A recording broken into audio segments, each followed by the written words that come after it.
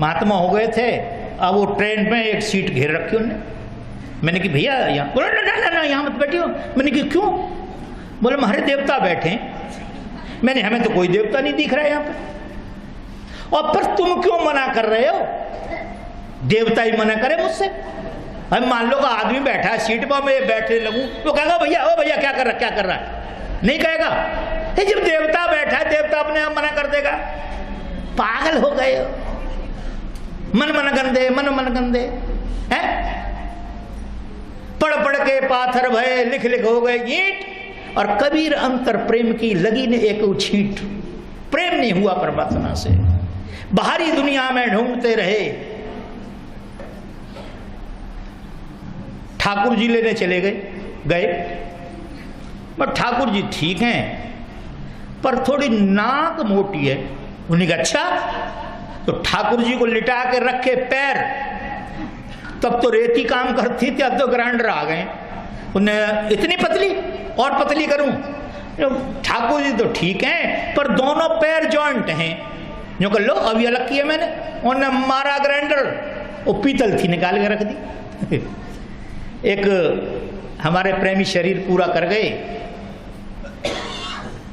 तो हुआ क्या, उनके यहां 2 पीतल के भगोने पड़े हुए थे। पीतल के, पहले पीतल का हमारे यहां ज्यादा प्रचलन था, तो वो नीचे से टूट गए। अब टूट गए तो मूर्ति बनाने वाला आ गया, साइकिल पे वो लटकाए रहते हैं। उनने क्या किया, उन दोनों पतीलों के 2 मूर्ति बनवा ली, एक शंकर जी और एक देवी जी। अब वो किसी मिशन से जुड़ी थी, नाच कूद वाले से। एक दिन हमारा बाढ़ मोहल्ले में सत्संग चल रहा था, उन्होंने देखा, 2-3 बार गए, फिर बैठ गए।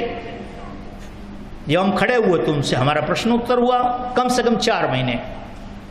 और वो इसी बात को कहें ठाकुर जी है, ठाकुर जी है। अरे मैं तेरा ठाकुर जी मैं क्यों कहूं? मेरे क्यों कह रही ठाकुर जी? अभी मैं तो सिंपल सी बात है, पाथर पूजे मूर्खा। मूर्ख लोग पूछते हैं, पाथर पूजे मूर्खा, पूज पूज पछताएं। मैं पूजूं जीते ब्रह्म को, जिसमें प्रमाणित नहीं करवाना, जिसमें प्राण प्रतिष्ठा नहीं करनी। परमात्मा अंदर से प्राण प्रतिष्ठा करके भेजता है। और अगर मूर्ति आ जाए ना, मूर्ति जिसमें सांस ना चल रही हो, जो कि फलाने के बहू के मरा हुआ बच्चा पैदा हुआ है, होता है ना, वो मूर्ति में उसमें क्या फर्क है? खैर, अब वो यहां से जुड़ गई तो वो पूजा पूजा ना करें, सुबह नहा धोकर बैठ जाए और अपना आंख बंद करके भजन करें। अब उनकी बहू बड़ी परेशान, मम्मी जी तुम पूजा नहीं करती हो, मम्मी जी तुम फलाना नहीं करती हो, पर रोज उसके कान खाए। एक दिन मम्मी जी को गुस्सा आ गया और कहने लगी क्यों तू परेशान कर रही है मुझे? अरे उन टूटे हुए पतीलाओं को क्या पूजूं मैं? वो टूटे हुए पतीला ही तो हैं, गला कर गई तो मूर्ति बन गई है। क्या गला के मूर्ति बन गई है? मूर्ति भी पूजो, मगर एक, तुम कृष्ण को परमात्मा मानते हो, फिर दूसरे को मत मानो। पर तुम्हारे साथ प्रॉब्लम क्या है? बिना ब्रेक की गाड़ी कहीं रुकते नहीं हो तुम। कोई कह दे तुमसे फलाने पेड़ में से पानी निकल रहा है, सबरे रोग ठीक हो जाएंगे। अरे पेड़ में से पानी निकलने होता, अगर सब रोग ठीक हो जाते, आज तक कैंसर का रोग नहीं बना है। लाखों साइंटिस्ट लगे हुए, लाखों साइंटिस्ट लगे हुए, तो पेड़ों का पानी पी के ठीक हो जाते हम। तो मैंने उनसे कहा कि वैसे तो ठीक है, वैसे तो ठीक है, पर भाई वो बाथरूम वगैरह कहाँ है? मेरी हत्या कर दी उन्होंने। खैर, और वो जो हमारे मामा जी थे वो भी अपना ऐसा ही करते थे, तिलक लगा लिया, कपड़े पहन लिए, और सुबह शाम तक एक बार पड़ोसी ने फोन कर दिया, सुबह 4 बजे उठ के कभी हनुमान चालीसा, कभी फलाना 45 चालीसा। पड़ोस में सरदार थे, उन्होंने कर दिया कंप्लेंट, पुलिस आ गई। सत्य बता रहा हूं मैं आपको, अगर जिसको विश्वास ना हो गाड़ी खर्चा करो, मैं लेके चलता हूं। मेरा कहने का मतलब यह है, उनको भी मानो, तुम्हारी आस्था है, बुरी बात नहीं है, अच्छी बात है, मगर जिसमें परमात्मा, जिसने तुम्हें सब कुछ दिया है, उसकी बेकदरी मत करो। मां मुरादें पूरी कर दे, हलवा बांटूंगी, जैसे हलवा कभी खाया ना हो सब है? एक दोना हलवा के चक्कर में तुम्हारी मुरादें पूरी कर दे। और घर में जो माँ जिसने जन्म दिया, वो बेचारी सोच रही है पहाड़ी पे जा रहा है मेरा बेटा, कहीं ऐसा ना हो पहाड़ी टूट के ऊपर से गिर पड़े। उससे नहीं पूछी एक बार भी, अरे भाई तुम जा रहे हो, ठीक है जाओ, एक बार उससे पूछते कि माँ मेरे यार दोस्त जा रहे हैं या बच्चे सब इच्छा कर रहे हैं, तो क्या करूं, मैं चला जाऊं? माँ कहती हाँ बेटा चला जा, होशियार होके जाइयो, संभल के जाइयो, कहती फिर चले जा, कोई आपत्ति नहीं है। मगर बात क्या है? बात क्या है? सबरे राम बने घूम रहे हैं, सबरे राम बने घूम रहे हैं, विचारों में सब में रावण घुसा पड़ा है। क्या घुसा पड़ा है? रावण घुसा पड़ा। चलो।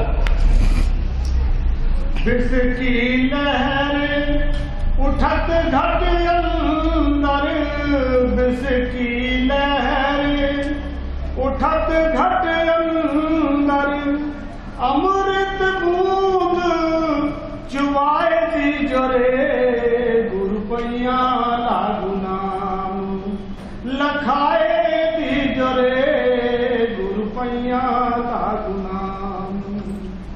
विष की लहर उठत घट अंदर, विष की लहर उठत घट अंदर, ईर्ष्या की लहर। जब ईर्ष्या छाती हमारे अंदर, रात को नींद नहीं आने देती,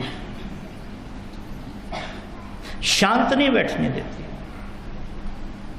पता नहीं मनी मन में कितनी गालियां देते हैं उस व्यक्ति को, कितना बुरा भला करते हैं, कितना बुरा भला सोचते हैं। तो धर्मराज जी कह रहे हैं इस बात के लिए कि विष की लहर उठत घट अंदर, मेरे घट में भट्टी जल रही है। क्या हो रहा? भट्टी जल रही है। अब क्या करें?